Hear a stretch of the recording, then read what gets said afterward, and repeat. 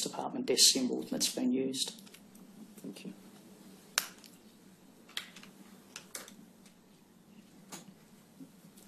I'd like to take you to paragraph 26 of your statement.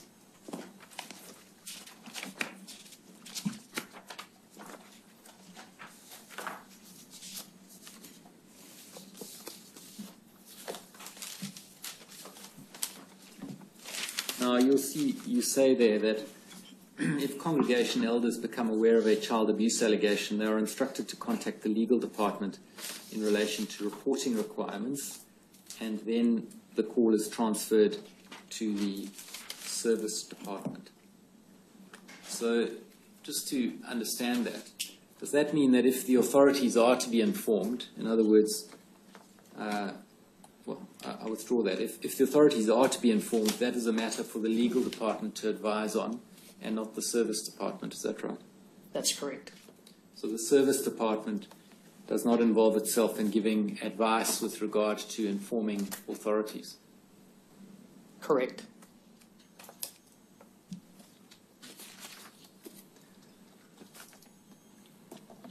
So would there be any circumstances in your experience in which the service desk would be involved in advising elders in a congregation to report an allegation to the authorities?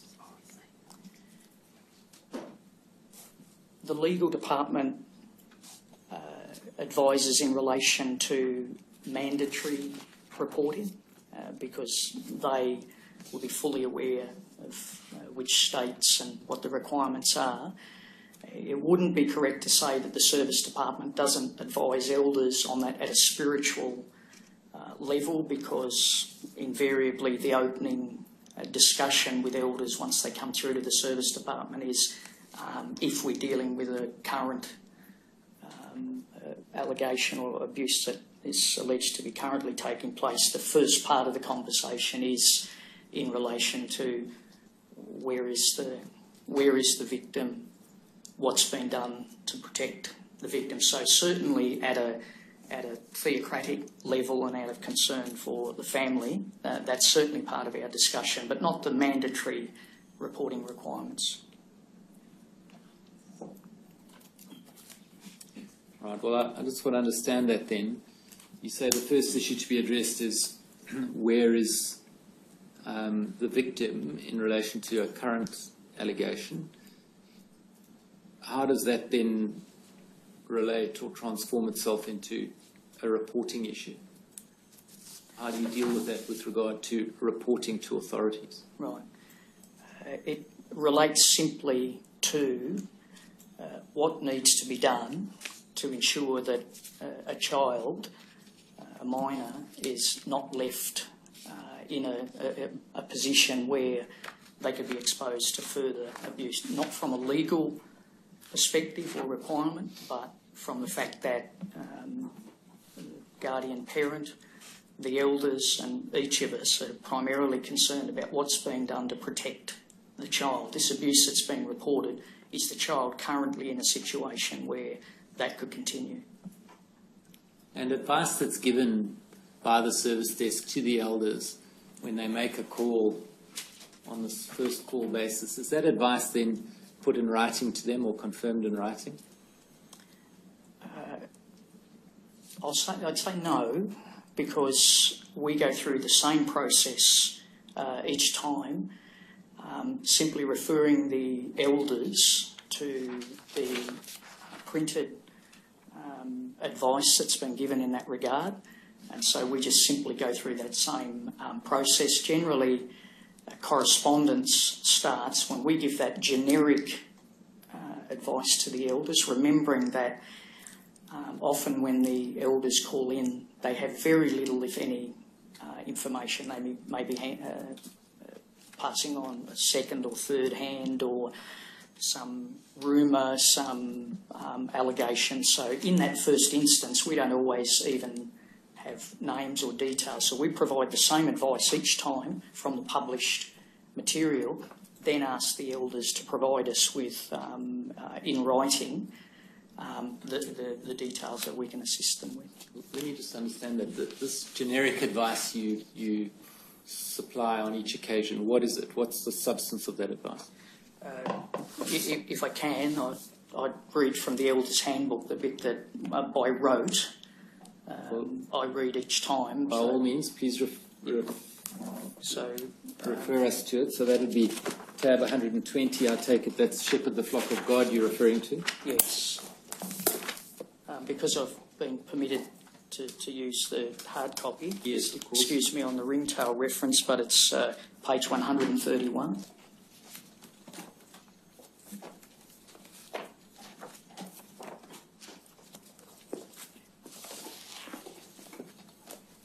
Yes.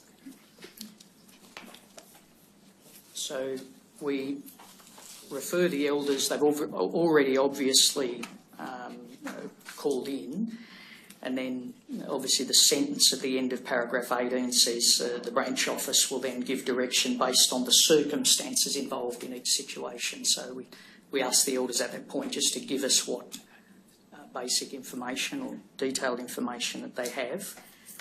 Then reading the following portion, have the elders have their handbook and follow along, where it says child abuse is a crime. Never suggest to anyone that they should not report an allegation of child abuse to the police or other authorities. And myself and the other service desk elders, we always go and get a second elder so that we can both assist. So these calls are taken with two elders from the congregation, two elders in the service department. We then say, I think as I've mentioned in my statement, and I say with absolute conviction that I'm a father, I'm a grandfather of two little children, and you brothers, if there's any concern that a child, a minor, remains in a situation where they're in threat of harm, to go back to the guardian parent and assist them to do all they can, including going to the authorities, if that's what the guardian parent is willing to do, including going to the authorities, and remind them that the individual, that they will have the full support of the elders in doing that. Then we read on, if you're asked, make it clear that whether to report the matter to the authorities or not is a personal decision for each individual to make. There are no congregation sanctions for either decision. Elders will not criticise anyone who reports such an allegation to the authorities. If the victim wishes to make a report, it is his or her absolute right to do so. So, in reality, in the vast majority of phone calls that we get, they would relate to historical events or events where the guardian parent has already extracted the child from the situation. But we repeat the advice in every case. Do whatever it takes to make sure that the child is not in a situation where they can come to harm. And I quite passionately express that to the elders, because I know what I would do if that was my grandchild, and I know from the elders that we've heard from over the last few days that's what they would do. So, Mr. Spinks, that's the generic advice you give, and then it's over to the elders as to what they do. Is that how we to understand it? That's correct, although they would ring us back if they needed further discussion. So you don't give specific advice in the particular situation and say you should do this or that. You put it at the level of generic advice as you've explained to us. I think we've consistently said, and we appreciate that that's a matter under discussion, but we're not claiming to have said that we have instructed elders to go to the authorities, and I'm certainly not stating that that's the case now. The material we have, as you know, indicates more than 1,000 allegations, not one of which has been reported to the authorities. And I assume you know that in different states there'll be varying responsibilities to report under the civil law when you know or believe that someone has committed a serious offence. Can you help us to understand why it should be that none have ever been reported to the authorities? Again, Your Honour, we're not going to at any point suggest that we have telephoned the authorities or have instructed elders to do that. But as the Commission would be aware, almost 400 of those 1,000 cases over 65 years have had the intervention of the authorities. And we're not taking the high ground there and saying that we've telephoned the authorities, but realistically, almost 400 of those have been dealt with by the authorities, of which less than half have resulted in convictions. And if I can, with respect, I don't want to in any way diminish the number, because I hate it as much as you do in saying it. Those 1,000 cases over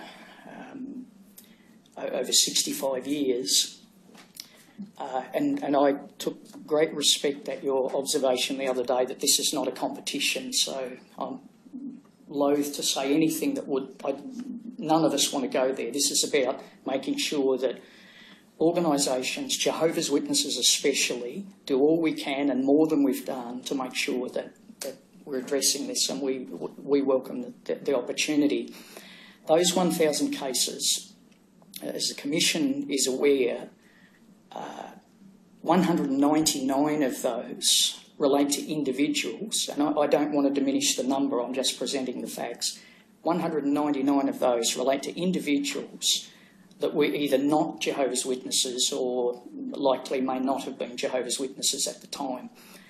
More than half of the allegations, well over half of the allegations are familial, and in the context, with no comparison, where we're looking at ministers, clergy, those allegations include everyone who's ever walked into a Kingdom Hall of Jehovah's Witnesses, every individual who's ever studied the Bible with us in prison, every person out of the community that associates with us, where we've become aware that there's a child abuse allegation. We have followed it up, recorded it, and that's the reason there are those numbers.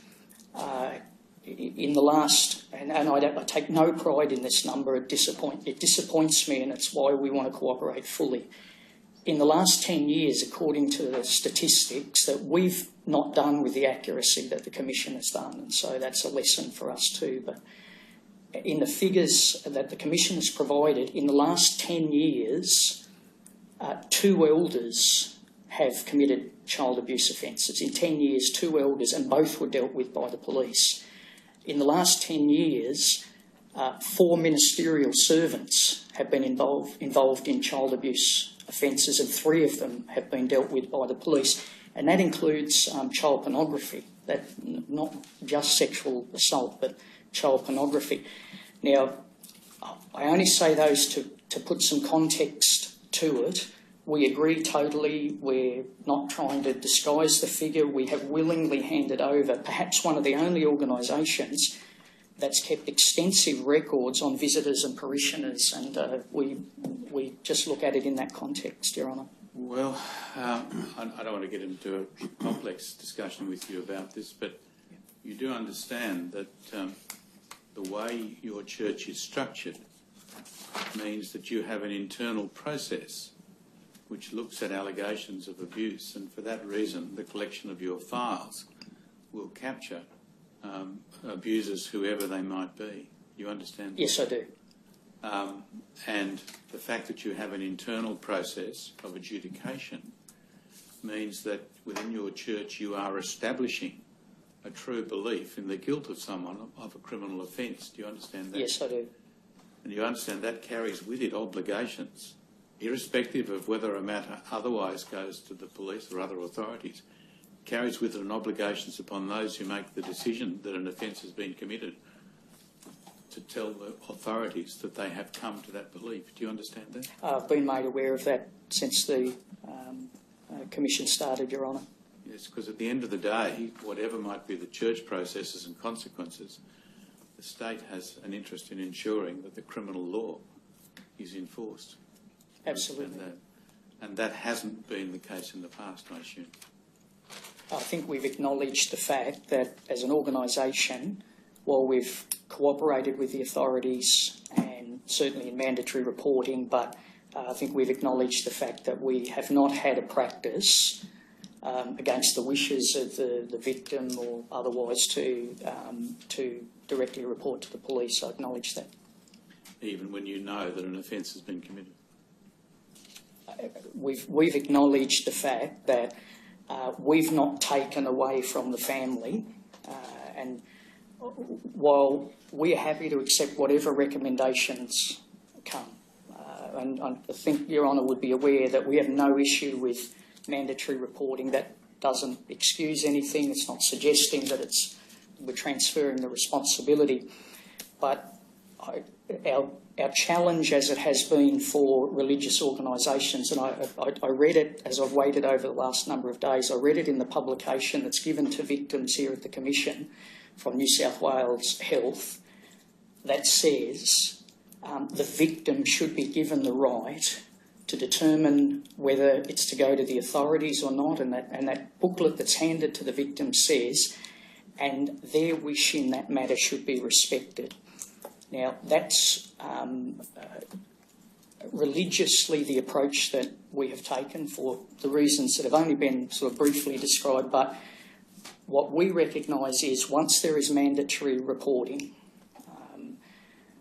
if regardless of our strongly held religious belief that individuals should have the right to determine what's done with that information, that's how we feel. It's based on scripture, but we accept when the state says that you are required to mandatorily report that offence, that Jehovah's Witnesses will do it, and if and when there are mandatory reporting requirements with some sort of uniformity across this country, we will willingly and happily comply. In the meantime, we've got that ethical challenge of respecting the individual's right, as the New South Wales brochure says, and as the scriptures say.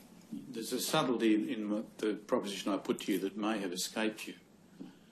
You see, what's happening within your church is you are actually determining whether or not you believe an allegation to be true. Do you understand? Yes. So, and if you determine that it's true, the state of knowledge of your elder ceases to be knowledge of an allegation, but becomes knowledge or belief that something has actually happened by way of a criminal offence. Do you understand? Yes, I do. Now, I know that you may have some idea of mandatory reporting, but what I was seeking to direct your attention to was that in those circumstances there will be some state laws.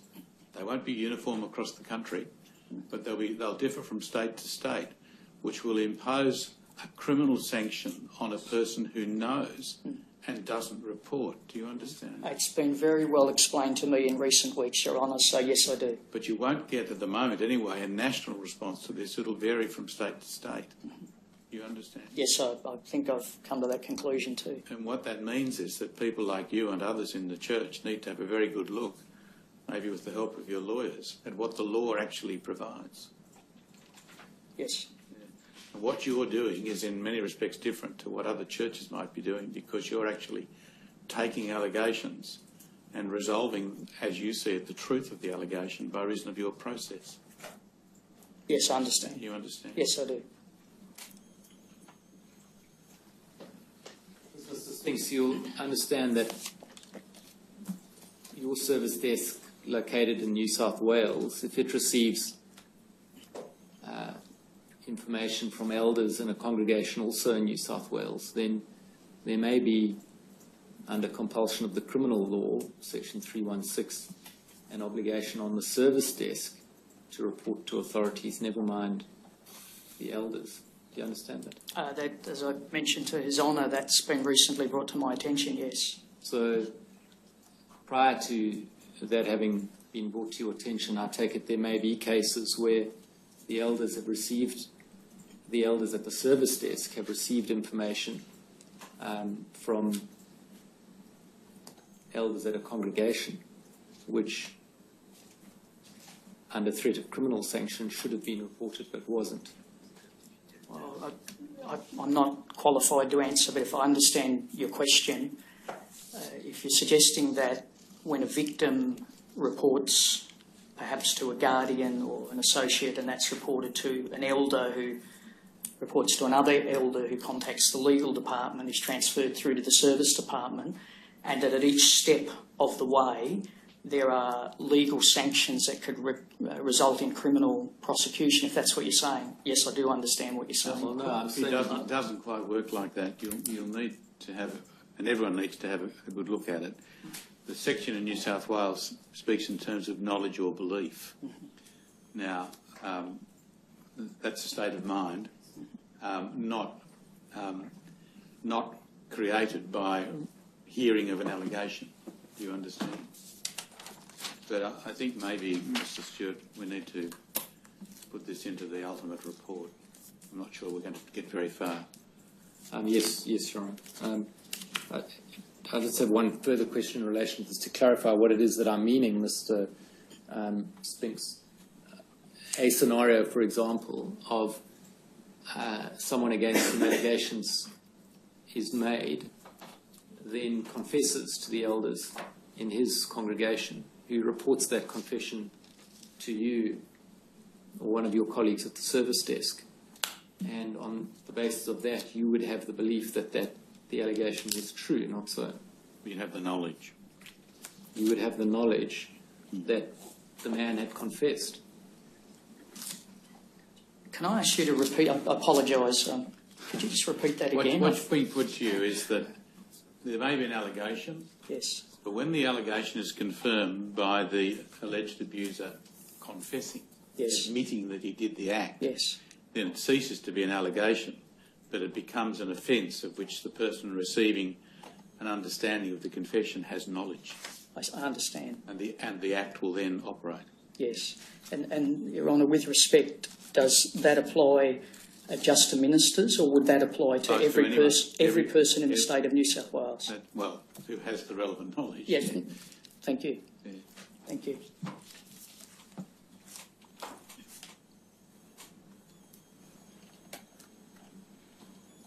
So just getting back to the generic advice you offer. Now, you'll appreciate that, and particularly in relation to the right, as you put it, of the victim to report to the police. You'll appreciate that there may be a distinction, on the one hand, between a situation where a child has been a victim and is still a child, in other words, a recent allegation and is still a child, and on the other hand, an adult reporting with regard to some allegation some time back when he or she was a child. Do you see that distinction? I do.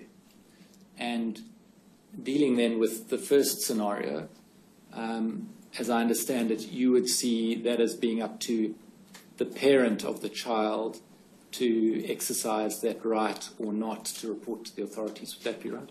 Scripturally, that would be our position. Yes. And in circumstances where, let's say, for example, the allegation of abuse is against the father and the mother doesn't want to report, for whatever reasons, but one can imagine easily there may be reasons she doesn't want her husband to go to jail and so on. But the child remains vulnerable as a consequence. As I understand it, you at the service desk would not advise the elders to report to the authorities. Again, we've been transparent in what we're saying. We have not instructed elders to say at arm's length in the office, you must go and tell the authorities. The language that we've used, as I've explained, and we ask them repeatedly to do it if that's the situation. Could you go back to the guardian parent and reinforce with them that if the child remains in a dangerous position, that we need to do all we can to make sure that the child is protected. Now, I could make a statement now to the effect that, well, you know, we know that that's always happened and then no child has been harmed further. I'd love to say that. But I can say that to my knowledge, and certainly in the time that I've been there, we have not allowed a situation to go unaddressed if the elders had that as a concern, and it has been my knowledge only, and again I'm not suggesting evidence to this effect or listing off names. I'm saying, to my knowledge, the care of the guardian parent would have already extricated the child from that situation, and repeatedly in situations over the years, that's with the assistance of the elders, the assistance with the congregation elders. But the short answer to your question, have we instructed elders to go to the authorities? We've transparently said we have not done that. Yes, and Mr. Sphinx, have you followed the evidence of this case study over the last week and a bit? I have. And so you would have heard one elder after another, that's a congregational level elder, saying that they depend on advice and direction from the service desk. Yes. And you accept that's in reality what happens. They do depend on advice and direction from the service desk. I do. And is there not a gap then created between the generic advice you give and their expectation of being advised and directed, where it leaves, from your side, leaves them with discretion as to how to handle it, but from their side leaves them with an expectation of direction with regard to how to handle it? If I understand the point there correctly, I do agree that we've said clearly that we haven't given that instruction to the elders. So for me to say that there's an expectation that the elders would have received that as an instruction and acted on it would be inconsistent. So the point you make is correct. Right, just taking this point a little bit further, if we take a look at your paragraph 30,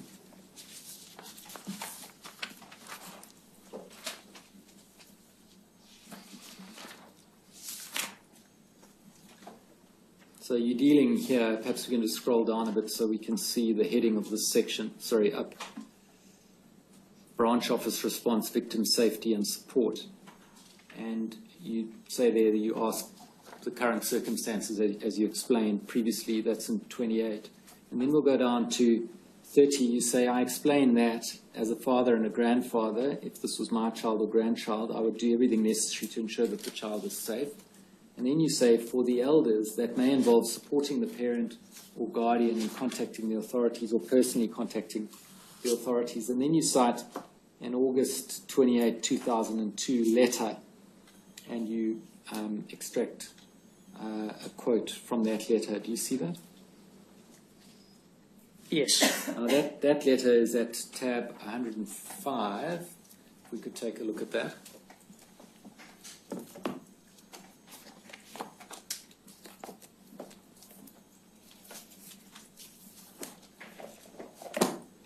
You see that's a letter from the branch to all congregations in Australia.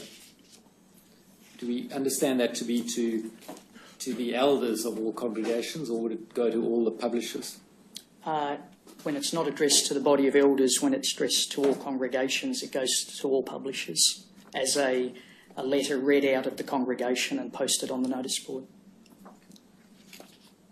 And on the second page, page 2,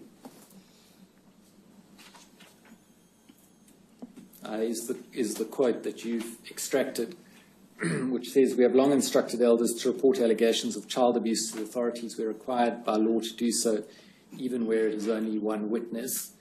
In any case, the elders know that if the victim wishes to make a report, it is his or her absolute right to do so. Now, of course, what that doesn't say is that the elders should themselves contact the authorities in any particular circumstances.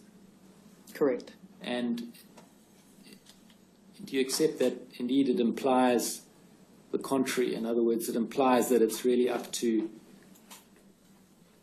the victim, or in certain circumstances the victim's parents, but really that it's not saying anything to the elders about the elders reporting.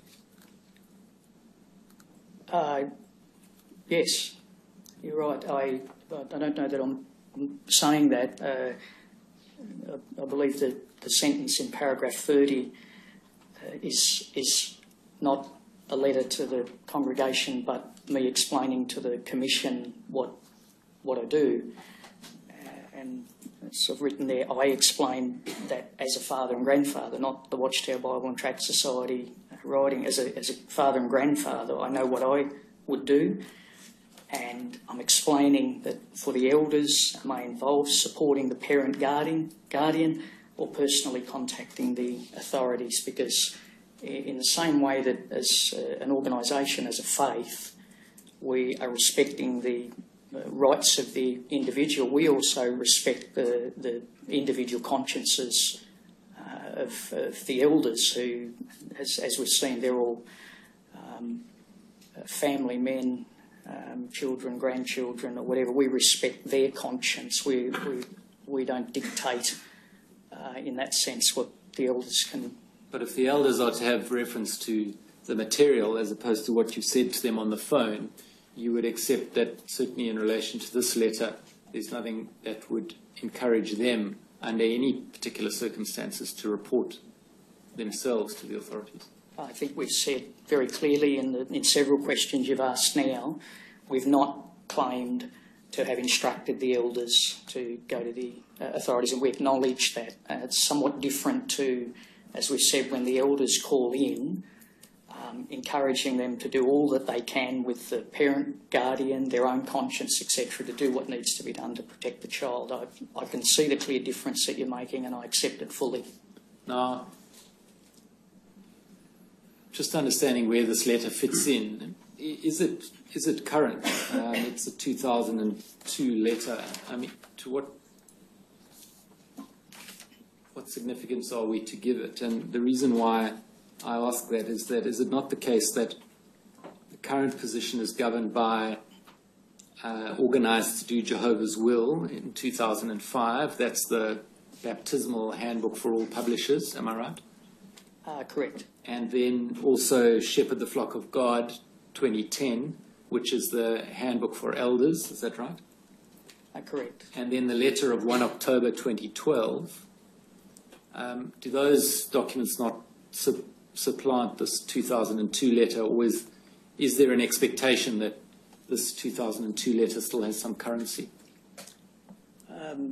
It's pretty subjective to say. I mean, the letter wouldn't be on notice boards now, but I don't see anything in that sentence there that's any different to what we would do now, but I'm not sure of the point you're making. Well, I'm just seeking to understand why you draw on a 2002 letter in support of the point, or part of the point you're making in paragraph 30, when, as I would understand it, but I'm giving you the opportunity to show me where I've gone wrong, that letter is in the relatively distant past and has no currency. I think that was an expectation on our part, that you wanted us to establish that what we're now clearly saying in the publications is what we said in 2002, and we have long instructed elders. So elders have been contacting the legal department for beyond the last couple of decades. So I think we've simply tried to say, as we have with the other documents we've provided, that we've tried to establish a pattern of these principles over a period of time. But what you say is true. We could have easily put a more recent reference there. And just if we can go back to your statement, this time at paragraph 32.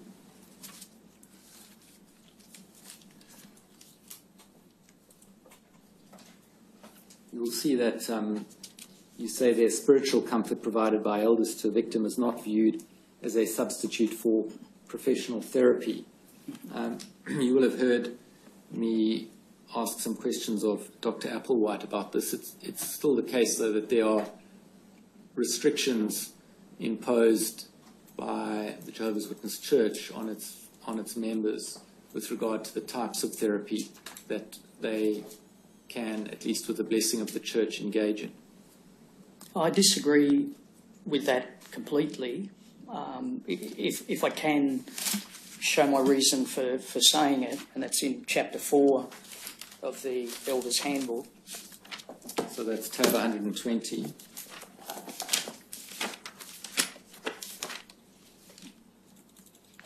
Yes. page 55. And that's at Ringtail 56. So when this point was previously brought up, with respect, I thought to myself when I read that paragraph, I'd like to write it for a publication that was to be presented for the general public. So I acknowledge the fact that this is written in the language of and written for elders, but it says there are times, paragraph 25, when an emotionally, the section is on helping child abuse victims, by the way. There are times when an emotionally distressed Christian may seek professional help, whether a Christian or his family pursues treatment from psychiatrists, psychologists or therapists is a personal decision.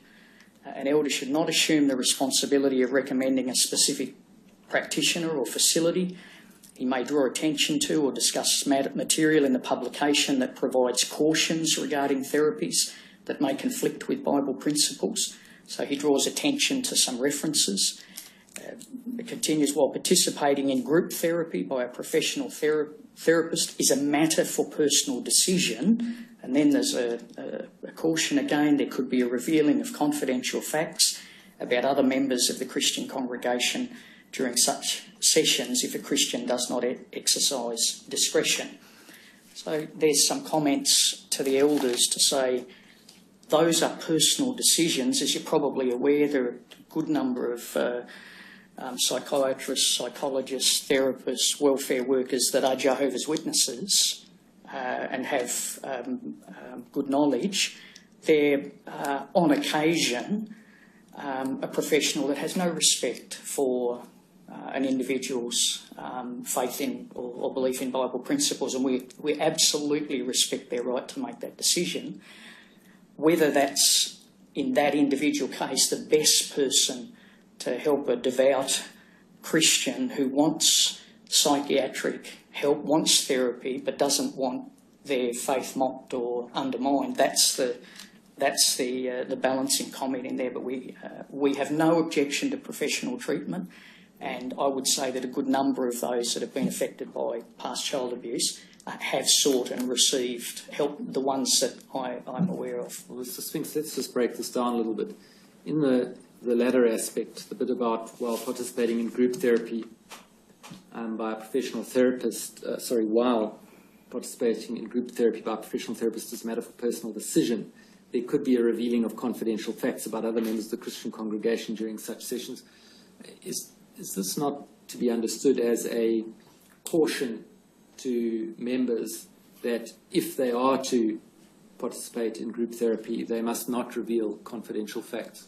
I'm not sure where you're reading that. To me, the word discretion or a matter for personal decision, I see the point that you're trying to make and where you're trying to lead, but what I read is a matter for personal decision and a matter for discretion. It says there could be a revealing of confidential facts. I don't see the don't or can't or whatever. I see discretion and I see a matter for personal decision. But I agree the sentence could be better written to be read in this context. Let's just look at it. Mm-hmm. The first half of the sentence says, in essence, whether or not to participate in group therapy by a professional therapist is a matter for personal decision by the publisher in question. That's what the first part says. Not so. So that's what the personal decision is about. It's whether or not to participate. Do you agree? Yes. And then it says that the reference to discretion at the end of the sentence is not a discretion in the sense of it's a matter for their discretion as to what they reveal or not. It says that if they do not exercise discretion, they will reveal these things which they must not reveal. Discretion in the sense of caution, not authority. I understand exactly the point you're making. I don't question it. I don't read it that way, but I'm happy for you to read it that way. Is it not that the case that elders, the expectation is elders would read it in the way in which I've put it rather than in the way in which you've put it? Well, that's not been my experience at all. Okay, let's look at the other part of it. It says he may draw, so this is the sentence just before all the references. He may draw attention to or discuss material in the publications that provides cautions regarding therapies that may conflict with Bible principles. So I take it there are therapies that conflict with Bible principles. Yes. And what are those? I'd have to take the references out and again to be accurate, but there are certainly some therapies by their nature or religious practice that may involve what the Bible would refer to as like spiritistic type practices, mainstream therapy, normal psychiatric, psychological therapy. That's not what's being referred to. It's making a reference to publications that have highlighted perhaps some of the more extreme and radical therapies that have been done, and says he could draw their attention to it. Would this be a convenient time? We'll have the morning adjournment.